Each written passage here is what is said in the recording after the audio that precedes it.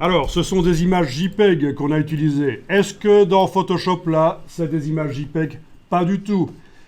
Quand l'image est ouverte, c'est indépendant du format qui est sur le disque dur. Pour Photoshop, ce sont juste des pixels. Donc ne vous dites pas que ce sont des images JPEG là qu'on est en train de voir. Pas du tout. Dès que c'est ouvert dans Photoshop, c'est des pixels, peu importe le format sur le disque dur. Et à propos de format et de disque dur, on va enregistrer pour la première fois cette image sur le disque dur. Vous allez faire fichier enregistrer sous. Vous l'enregistrez dans le dossier d'aujourd'hui. Alors, il est possible de raccourcir le nom, si vous voulez. Même renommer complètement, mais laisser l'extension, c'est toujours bien.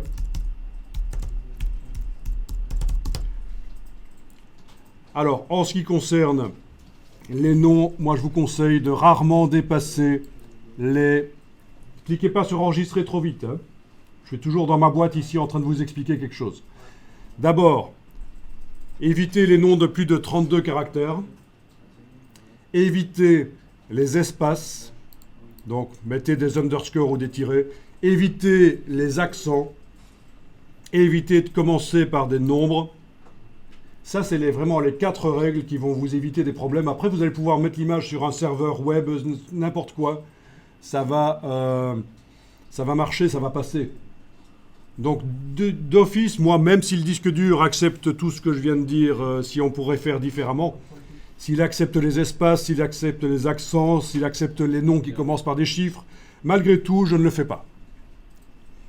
Et alors, ce que je vais faire ici, moi, je vous conseille de faire ça quand vous travaillez, quand vous faites de la créativité là dans Photoshop, ou ailleurs d'ailleurs, c'est de mettre un incrément. Ça va être ma version 0.1, et par la suite, j'enregistrerai une version 0.2, je garderai temporairement ma version 0.1, au cas où, on ne sait jamais.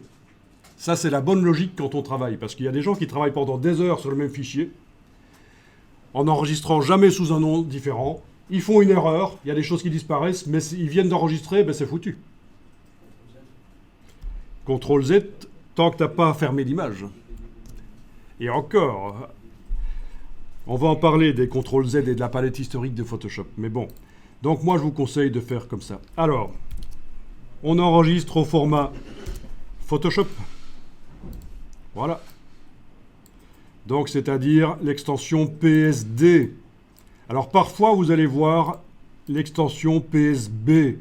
C'est aussi du format Photoshop, mais un peu plus évolué. On n'est pas limité à 30 000 pixels en largeur et en hauteur. On peut aller jusqu'à 300 000. Mais c'est plutôt pour des images scientifiques qu'on a des images aussi précises. Mais sachez-le, PSB, PSD, pour vous, ce sera la même chose la plupart du temps. Donc c'est si on choisit Photoshop ou format de document volumineux qui est l'espèce de nouveau format Photoshop, quoi. B, ça veut dire big. Ok, bon là je vais le faire en PSD. On va inclure le profil, pourquoi pas. C'est pas un problème. Donc cette image est faite pour un affichage chez les internautes. Il n'y aura pas de changement de couleur si on l'affiche sur un écran pour du secrétariat. Voilà, vous avez peut-être une boîte comme ça, maximiser la compatibilité. C'est juste pour rendre compatible le fichier Photoshop avec d'anciennes versions Photoshop, s'il fallait. On peut laisser ça, voilà.